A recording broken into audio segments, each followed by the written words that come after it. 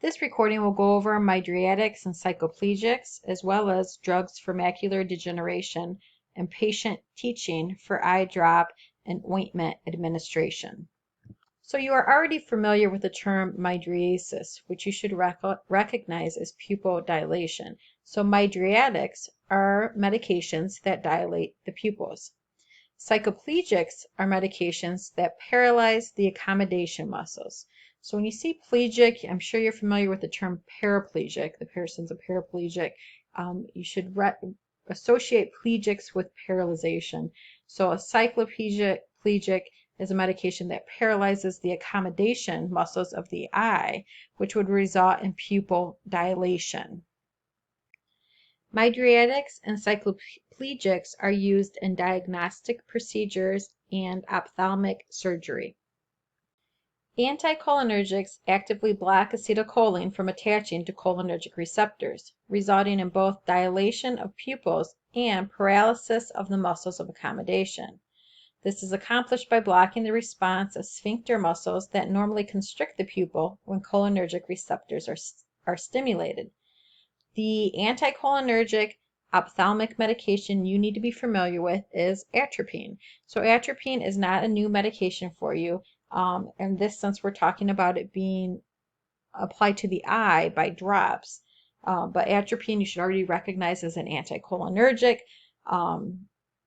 You know that anticholinergics are contraindicated in patients with angle closure glaucoma. We'll review briefly the side effects of atropine, which is an anticholinergic. So first of all, you should think with anticholinergics, two things: drying, no glaucoma. So it's contraindicated for patients with that closed angle glaucoma. It also has a drying effect. So xerophthalmia or dry eyes would be a side effect of topical anticholinergics used in the eyes. Photophobia or sensitivity to light. So thinking about how the medication works, why do you think sensitivity to light or photophobia occurs? Well, because the medication affects the pupil, dilating the pupil, right? Opening up the pupil so more light is let in. So you go from a dark room outside after an eye examination, right? They usually give you those plastic sunglasses if you don't have your own.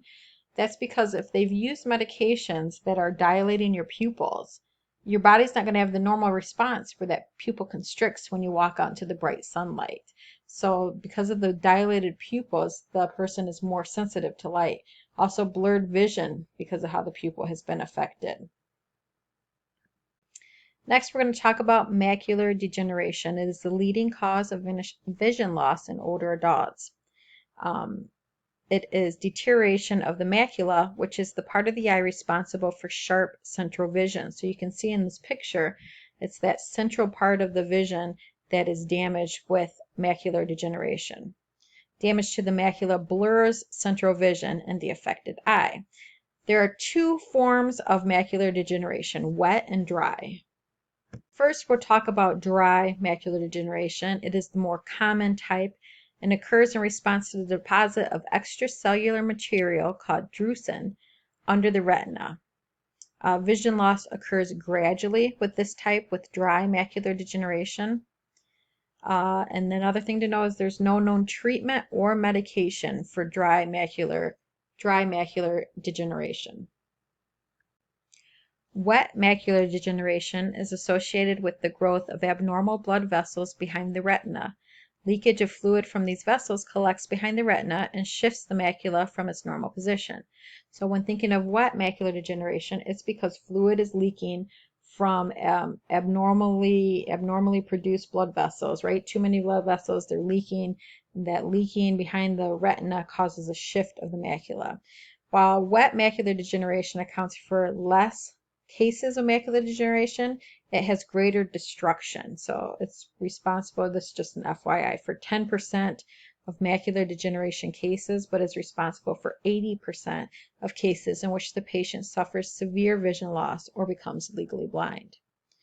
Pharmacologic management of wet macular degeneration targets vascular endothelial growth factor, a substance that plays a role in the formation of these abnormal vessels in the eyes.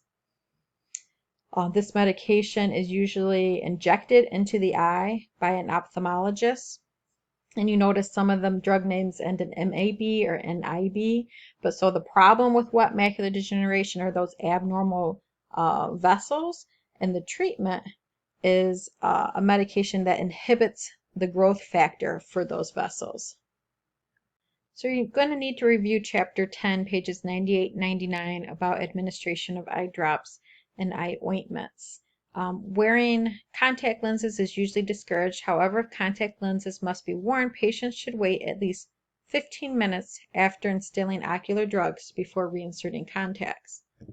So again, I'm going to have you review boxes 10.1 and 10.2 on pages 98 and 99 regarding the administration of eye drops and eye ointments. And also there's a patient teaching part of the chapter on page 647 that I'm going to have you review on your own. A couple things I'm going to point out is 1 drop of eye medication is preferred to prevent overflow and systemic toxicity. And again, how do we help prevent systemic absorption of an eye medication? Is to apply pressure to the lacrimal duct after the medication is instilled for 1 to 2 minutes. Also, wait 5 minutes before different types of eye drops. If you're given eye drops and ointments, eye drops will be given first. Ointments will diminish vision, so that is a safety issue. An ointment sort of has a consistency similar to like Vaseline. So think of something with that type of consistency being applied to your eye, how that would affect your vision.